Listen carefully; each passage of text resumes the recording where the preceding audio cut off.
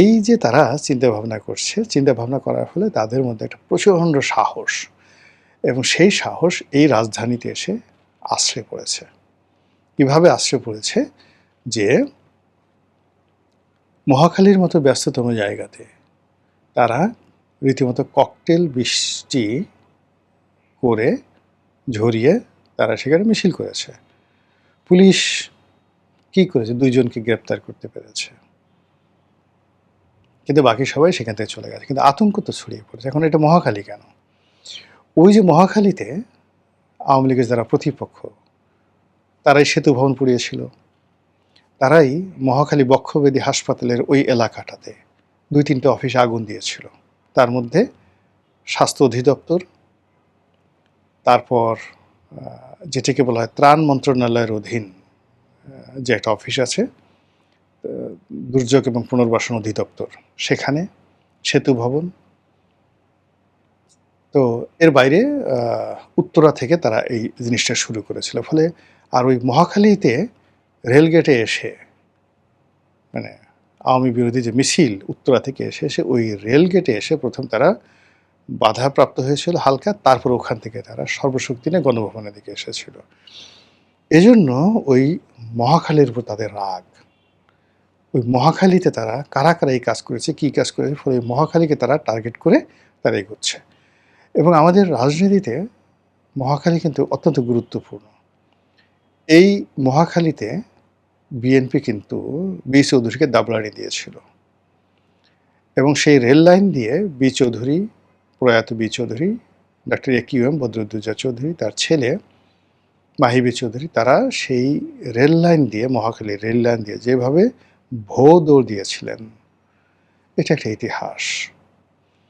এবং ওই মহাখালী রেলগেটের কাছেই নিউ ডিএইচএস আছে, যেখানে কর্নেল অলি আহমেদ বীর বিক্রম বসবাস করেন, বীরুত্তম বা বীর বিক্রম। তো তিনি যখন এই বিএনপি থেকে বের হয়ে গিয়ে এলডিপি করলেন, ওই তাকে মারার জন্য ওই মহাখালী রেলগেটের ওই জায়গাতে একটা ব্যাপক শোডাউন হয়েছিল। বিএনপির জমানাতে নয়, এরশাদ জমানাতে ওই মহাখালীর ওই এলাকাটাই মূলত ছাত্রদলের যারা তখন ঢাকা শহর নিয়ন্ত্রণ করতেন, সেই নিরু, সানাউল হক নিরু, সেই সানাউল হক নিরু তাদের যত আড্ডা, যত কর্মকাণ্ড ওই মহাখালীকে কেন্দ্র করে। এবং সানাউল হক নিরু সাহেব সেই মহাখালীতে থাকতেন এবং সেখানে নিরু সাহেব যে বাসায় থাকতেন সেখানে মাঝে মধ্যে বর্তমান প্রধানমন্ত্রী তারেক রহমান সাহেব তিনিও নিয়মিত ওই বাসায় আসতেন। এবং ওই বাসায় নিরুর বাসায় থেকে কি করতেন বা এই করতেন সেটা প্রধানমন্ত্রী বা নিরু ভাই দুজনে ভালো বলতে পারবেন। তো ওই হলো মহাখালীর ইতিহাস। ওখানে রাজনীতির অনেক কিছু টার্নিং পয়েন্ট হয়েছে, ওই মহাখালীর ওই জায়গাতে অনেক কিছু হয়েছে। কাজে সেই মহাখালীকে আওয়ামী লীগ টার্গেট করে সেখানে প্রথম ককটেল বৃষ্টি করলো। এটা গুলিস্তানে তারা করতে পারতো, তারা গুলিস্তানে করেনি, মহাখালীতে করেছে। তো বুঝুন যে তারা একটা ডিজাইন করে, ম্যাটিকুলাস ডিজাইন করে এই কাজগুলো করছে।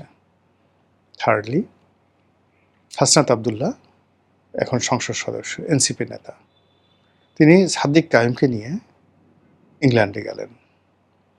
তো সাদিক কায়েম দেখেন এখানে ছাত্রলীগ, একসময় সে ছাত্রলীগে ছিল, তারপরে ছাত্রলীগের মধ্যে গুপ্ত অবস্থায় ছিল, সেখান থেকে সে বের হয়ে আসছে। কিন্তু ইংল্যান্ডে সে যে গেল, সাদিক কায়েমকে কেউ এটা ডিম মেরেছে, তাকে কিছু করেছে, এটা কিন্তু কেউ বলতে পারবে না। তার একটা পশমকে স্পর্শ করেনি। হোয়াই? সেকেন্ডটি হলো, ওখানে দফায় দফায় হাসনাত আবদুল্লাহ যখন নামলো তখন এক দফা গালাগালি করলো, ইচ্ছা মতো গালাগালি করলো। আপনি যতই বীরত্ব দেখান না কেন, রাজনীতি আমরা যারা করি, আমাদেরকে উদ্দেশ্য করে কোনো একটা চোখে মুখে সামনে দাঁড়িয়ে কেউ গালাগালি করে, ওটা ঘুমানো যায় না, ভালো লাগে না। এখন হাসনাত আবদুল্লাহকে হিথ্রো এয়ারপোর্টে গালাগাল করা হয়েছে, সে যতই বড় কথা বলুক না কেন, তার কিছুটা হল তার মন খারাপ হয়েছে।